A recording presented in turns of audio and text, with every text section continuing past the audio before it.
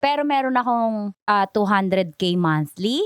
Yun yung proposal. Meron pang gano'n, merong 1M per night. Bilang isang babae sa industriya, nakaranas ka na ba ng mga indecent proposals? Paano mo inahandle ang mga ganitong sitwasyon? Yan, may mga offer ni banker.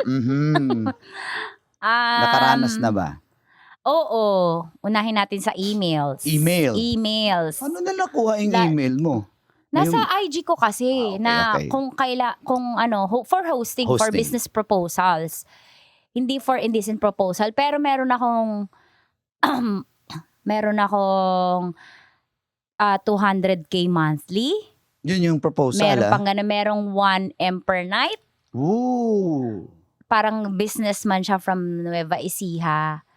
O parang gusto niya lang ako. Siguro ganun talaga yung trabaho niya. Oo, businessman. Okay. Ang kumausap sa akin ay parang siguro secretary, ganyan. ES niya. Tama ba? Secretary? Oo. Okay. Secretary. Ito yung boss ko po. Ganto siya. Hatid sundo ka niya. Ifa-fly. Kuro ka niya. Ganon. Tapos meron ding how was it? How was the indecent proposal? Hindi, kasi parang kaya ko naman kitain yun eh.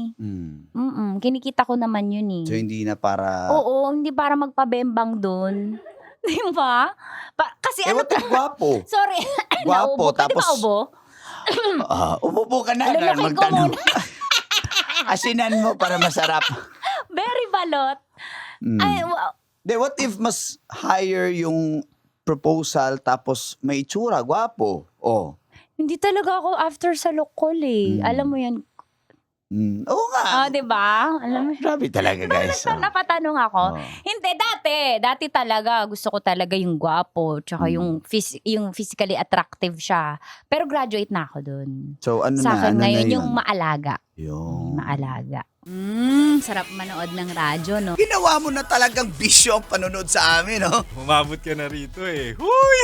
Kaya kung gusto mong tuloy-tuloy pa ang tawanan, iyakan at kiligan, aba, i-like mo na ang video na ito. at mag-comment ka na rin, kabisyo. Hit mo na rin ang notification bell. Para updated ka sa mga kaganapan namin dito sa Love Radio. Kailangan pa bang i-memorize yan? Basic.